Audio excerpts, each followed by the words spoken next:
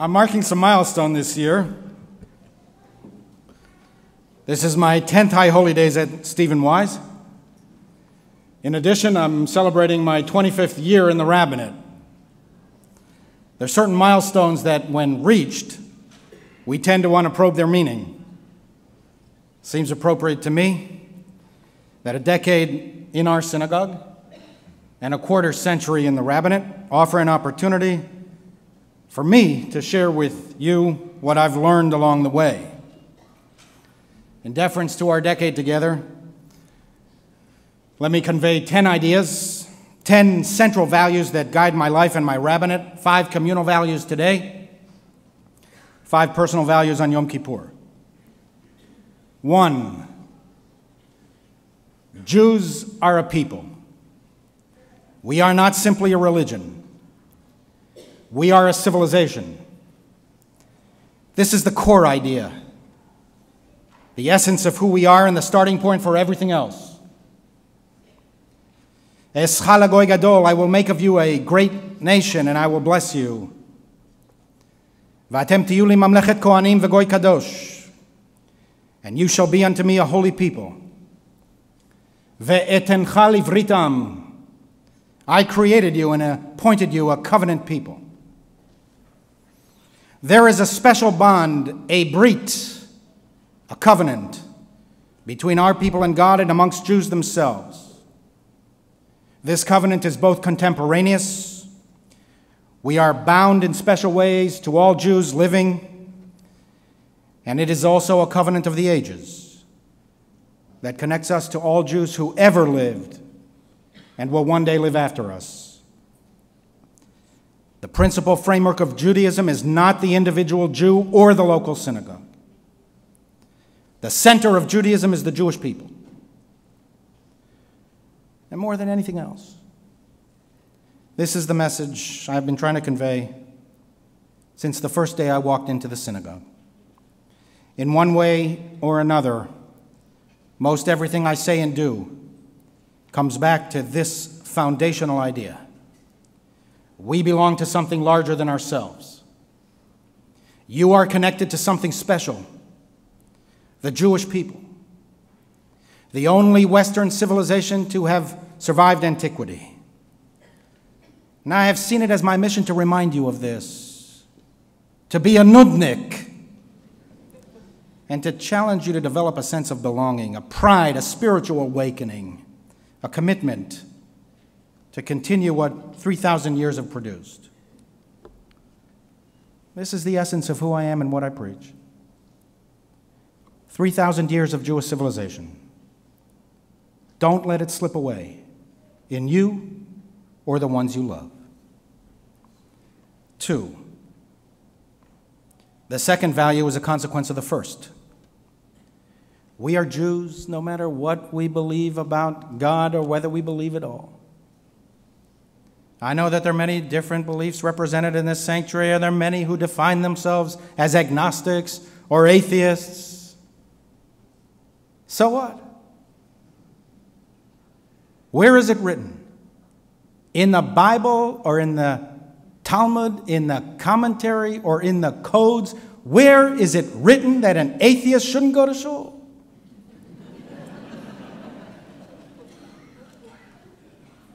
Since I am a rabbi, after all, I've sought to bring millennia of Jewish wisdom to your attention, to teach you how the brilliance, the depth, the values of our people are relevant to your lives and can inspire you to live a good and meaningful life. And since I am a rabbi, after all, I have endeavored to teach that faith is not some pre-modern crutch that is no longer necessary in the age of science. Faith and science are not at war. They are allies in the search for meaning. Religion benefits from the input of science. Science enhances our understanding of the limitlessness of the universe. It leads to humility regarding the smallness of the earth and our place herein. And since I am a rabbi, after all, I've challenged you to consider that faith is who we are. We are creatures meant for God. Seek me and live, proclaims the prophet Amos. Now, these are my beliefs. You're free to disagree with me. And throughout our decade together, many of you have exercised this freedom prodigiously and have expressed to me your disbelief in and rejection of the God idea. And for you especially, I have tried to teach you that this too is a good Jewish view, well within the mainstream. Any thinking person has doubts. All of us have doubts. Rabbis have doubts. So let's all continue to doubt and struggle and challenge each other. And in the midst of our doubts, let's recite the Shema at the appointed time. And remember, while religion is a critical component of Jewish civilization, it's not the only component. Our beliefs in God or lack thereof do not affect our Jewish status. We are Jews if we have joined the Jewish people, whether by birth or by choice. That's it, whatever we believe. No one gave you a faith-based examination upon entering into the synagogue. 3, the third value is a consequence of the first two. The purpose of the Jewish people is to be a light unto the nations, to be a blessing to all the families of the earth. The Jewish particular exists to achieve universal goals. Our reason for being is tikkun, to improve and repair society at large. We believe that the collectivity is the key determinant of social well-being, not the individual. Nations drive history, and the forces of history, collective politics and policies, not an individual savior, will one day produce a better world where peace and tranquility reign, when all shall sit under vine and fig tree, and none shall be afraid. We speak, therefore, of the centrality of Jewish peoplehood, but our purpose is not self-aggrandizement. Our aim is not elitism or superiority or special privilege. To the contrary, the Bible tells us over and over again that we were the lowest of nations. We were slaves. That's why we have something to say about human suffering. And that's why we are committed to the freedom of our people and all people. 4, the fourth value is a consequence of the first three. I am a Zionist. I believe in the right of the Jewish people to self-determination in Zion, the ancient homeland of Israel. It's not only that Israel is a place of refuge for millions of persecuted Jews who now live with dignity and are thriving. If it was only that, Dayenu, that would have been enough for me. If all that Israel did was to provide a home for what is now the majority of the world's Jews, Dayenu, that too would have been enough. But Israel is much more. Israel is the most eloquent collective expression of Jewish peoplehood in our days. It is one of the great wonders of the world. The recreation and restoration of the national home and the national spirit of the Jewish people. Israel testifies to the Jewish people's indomitable will to survive. Rabbi Wise, who founded this synagogue, believed the same thing. I'm not sure that in all matters Rabbi Wise would have been pleased with the way our synagogue is developed. I'm not sure, for example, that he would have taken well to our Kabbalat Shabbat service, drums and all.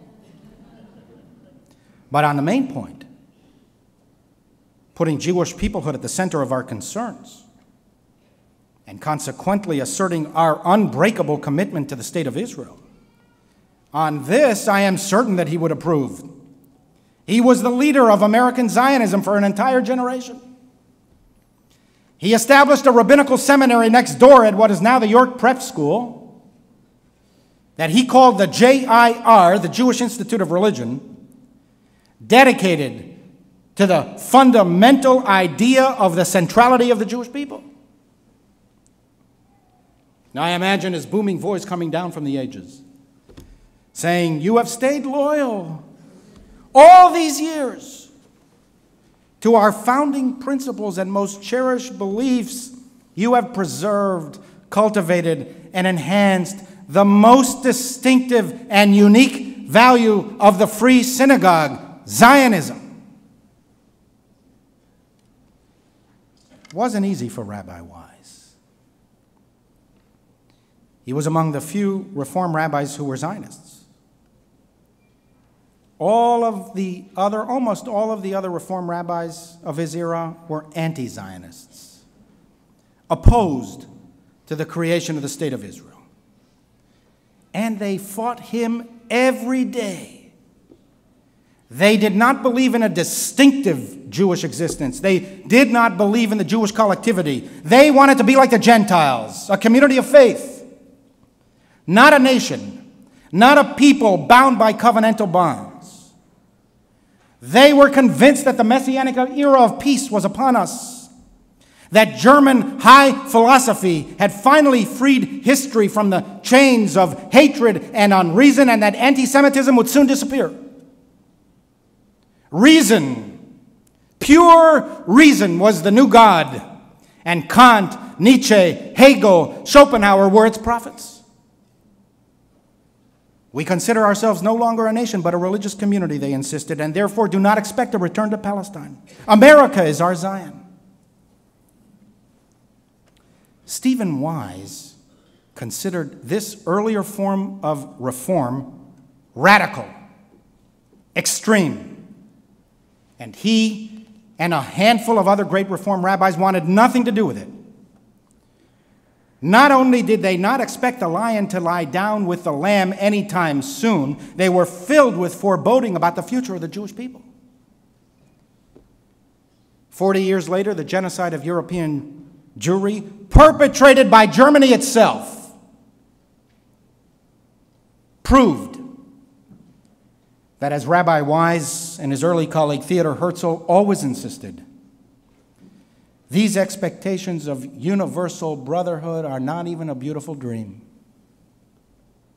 As Herzl intuited and dreaded, the perpetrators of the Shoah didn't care what individual Jews believed. They sought the elimination of the Jewish people. 5. The fifth value is a consequence of the first 4. As this congregation's rabbi and as a successor to Stephen Wise, I have endeavored to develop in you, if not Zionist convictions, at least a special feeling of connectedness to the Jewish state. If all we have is an America-centered worldview disregarding the totality of the Jewish people, with Israel at its center, we will then lead diminished Jewish lives that will not sustain us over time and will compromise the legacy of the Free Synagogue. Israel is where we discover that Judaism is not only Shabbat and festival rituals, it is not only life cycles and Torah study, but Judaism is all in. It's a history. It's a destiny. Judaism is the collective experiences of the Jewish people exercising collective Jewish influence and responsibility. We cannot fully understand the contemporary Jewish experience or live complete Jewish lives without Israel being part of our Jewish identity. And for this reason, I have been so pleased that in the last decade, hundreds of you have joined the synagogue in our travels to Israel. We expect at least 120 congregants to come with us between our December and March trips. 120 congregants. And it's not too late. Any of you want to join, pick up the phone, it's not too late. In addition, we will be organizing a special birthright mission to Israel in the winter, So those of you who are between the ages of 22 and 26 and who want to go to Israel at no cost, give Rabbi Fursko a call. It's your birthright. And I am so pleased that as a result of our Israel Outreach Initiative, drawing Israelis residing in New York City to our congregation, for their sake and for our sake, that we are able to welcome today and over the holiday, the entire September holiday period, over 100 Israelis who are with us today, individuals and families who are experiencing High Holy Day services for the first time in the United States. Bruchim habayim. Welcome to you. I feel an urgency to connect you to Israel. With personal memories of the Holocaust and Israel's creation fading, we are again powerfully attracted to one of the tendencies of contemporary liberalism, the de-emphasis of group ties in favor of a perceived, more enlightened, universal fellowship. I worry about Jewish and non-Jewish elites who deride the bonds of Jewish peoplehood, describing them as ethnic or tribal, and therefore, by definition, less enlightened than the bonds of universal love. The very idea of Jewish peoplehood is anachronistic, they say, in our era of enlightenment, reason, equality, and fraternity. And therefore, they assert in our day what the opponents of Rabbi Wise asserted in his day. Before the Holocaust shattered the illusion that a post-peoplehood Judaism was imminent. They say the very notion of a Jewish state is contrary to the spirit of the age. It is a product of 19th century nationalism imposed on a 21st century post-national reality. They don't say that about other nations. There are over 190 nation states in the world with dozens of territorial and border disputes amongst them. But it's only Israel that receives their special animus. Look at what is going on in the world. Look at what is going on throughout the Levant. Hundreds of thousands of people mercilessly butchered and maimed, and millions displaced in front of our eyes by authoritarian and extreme regimes and movements. Israel is an island of democratic tranquility in a raging sea of anti-Western, anti-modern extremism. And whatever you think about the wisdom of an American strike in Syria, and there are plenty of reasons to be concerned, do you not find it incongruous that those very people and institutions that are so noisy about every perceived Israeli violation, whether real or imaginary, are so quiet when it comes to chemical warfare unleashed by the Syrian regime on its own people? Whatever you think about what should be the proper American and world response, where is the outrage from those who say that their anti-Israel views are propelled by humanitarian concerns? Such deafening silence to the ear-splitting fire that has killed over 100,000 men, women, and children. Some of these wounded Syrians are being treated in Israeli hospitals. And whatever you think about the wisdom of an American strike in Syria, and there are plenty of reasons to be concerned, chemical weapons are different. I've struggled mightily with myself over the last 2 weeks to discern the moral difference between a death caused by a sniper's bullet and death caused by poison gas. In both cases, the person is dead. But remember, chemical weapons are weapons of mass destruction. 1,400 may have been killed in the recent attack, but it could easily have been 14,000.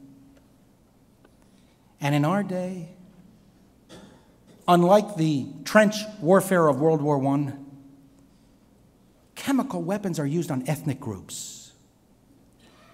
These WMDs are also WECs, weapons of ethnic cleansing.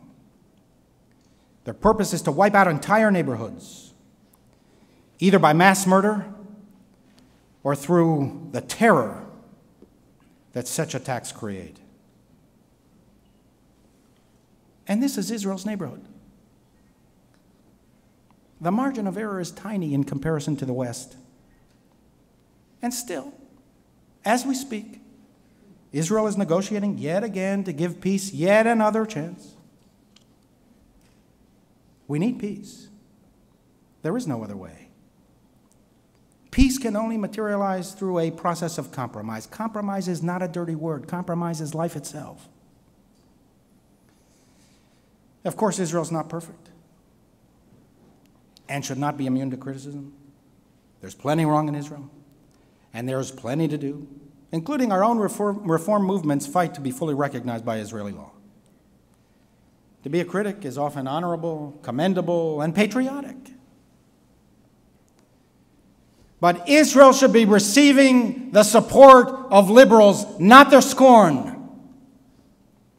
Israel is a liberal democracy that upholds progressive humanitarian values, not perfectly, but earnestly and admirably, given its security challenges that most other countries cannot even imagine. In Israel, there's pluralism, secularism, tolerance, equality, the rule of law. Broadly speaking, Israeli society is not scandalized, not prudish, peevish, or perturbed by men and women, or men and men, or women and women, holding hands and kissing on the street. Israel is where people dance and drink and wear bathing suits to the beach and have fun. It's what liberals say they want. From what low place does this high-minded anti-Israel animus come from? A brilliant scientist who refuses to attend conferences in Israel. A leading author who refuses even to allow her books to be translated into Hebrew. A popular musician who boycotts the Jewish state.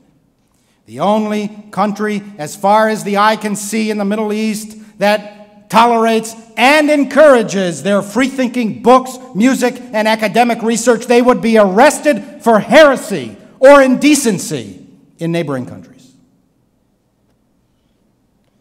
I worry that liberal American Jews are increasingly swayed by the hostility of some liberal thinkers. There are rabbis who never speak of Israel.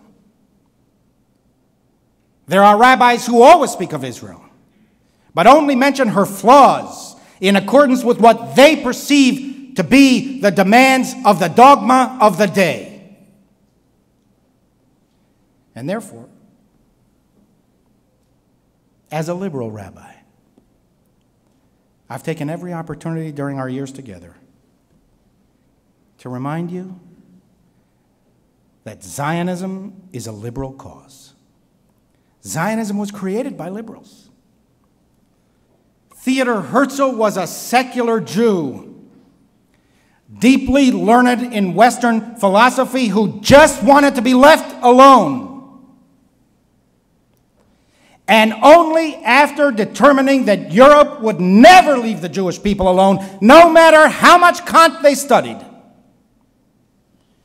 he came up with a history-shattering idea of rebuilding the Jewish state after 2 millennia of exile. President Obama said it best earlier this year on his visit to Israel. He said, more than 3,000 years ago, the Jewish people lived here. The founding of the Jewish state was a rebirth, a redemption, unlike any in history. While Jews achieved extraordinary success in many parts of the world, the dream of true freedom finally found its full expression in the Zionist idea, to be a free people in your own homeland.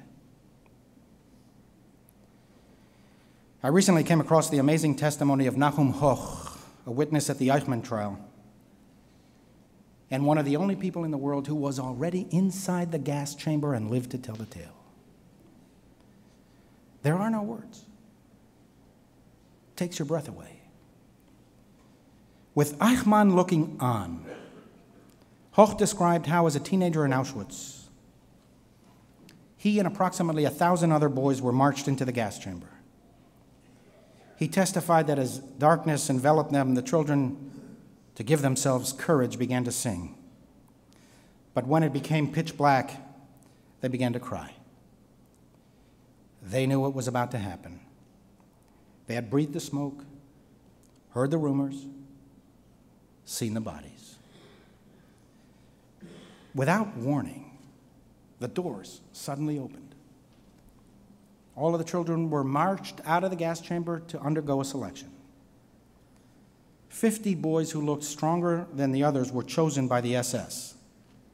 Hoch, by some incomprehensible circumstance, was among them. All of the other children were immediately herded back into the gas chamber and within minutes were dead. The 50 were taken to the railroad tracks. And there they discovered why they were spared. A wagon load of potatoes had arrived and there weren't enough laborers to unload them. So the SS went into the gas chamber itself to bring out 50 boys to do the work. Of the 50, only Hoch and 2 other children survived. In 1948, he arrived in Israel. He married, he had a daughter, and 3 grandchildren. The most meaningful response to Hitler's burning insanity and Eichmann's icy efficiency. Our lives can seem so capricious, so random, and at times so incomprehensible. Nahum Hoch was already dead. Of the millions who were gassed, he was plucked from the very mouth of the beast and borne as if on wings of eagles to the promised land. We must fight to find meaning in our lives. We are here for a reason. There must be a reason. It cannot be all randomness. There must be a purpose to my life, and there must be a purpose to the Jewish people's life, an explanation of why we are here and why we survived. Eventually, Nahum Hoch found his way to Haifa, that shining city on the Carmel Hill that we have visited many times on our Israel missions. Mount Carmel restored him. Up there in the glorious sunshine and in the gentle breezes, overlooking the blue tranquility of the Mediterranean Sea, Nahum Hoch was brought back to life. From biblical times, Mount Carmel was the place where the dead could be revived. We read in the 2nd book of Kings that Elisha the prophet restored a dead boy to life on that very spot. We read that Elijah the prophet restored the Jewish people to life on that very spot as they strayed toward the worship of false gods. In the Bible, as in our very days, Mount Carmel is where one boy was revived and one people was revived. The mountain symbolizes redemption, restoration, and recovery. It is where hope is found again after all hope is lost. As written in the book of Isaiah, Yesusum midbar vetifrach kachavatzelet kvod halevanon nitan la hadar hakarmel. The wilderness shall rejoice and blossom like a rose. It shall receive the splendor of Mount Carmel, and they shall behold the glory of God. Say to the anxious of heart, be strong, fear not. The eyes of the blind shall be opened, the ears of the deaf unplugged, the lame shall leap like a deer, and a highway shall appear there, and it shall be called the Sacred Way. The redeemed shall walk on it. The ransomed of God shall return, and they shall come with happiness to Zion. Crowned with joy everlasting, they shall attain gladness, while sorrow and sadness fade away. Amen.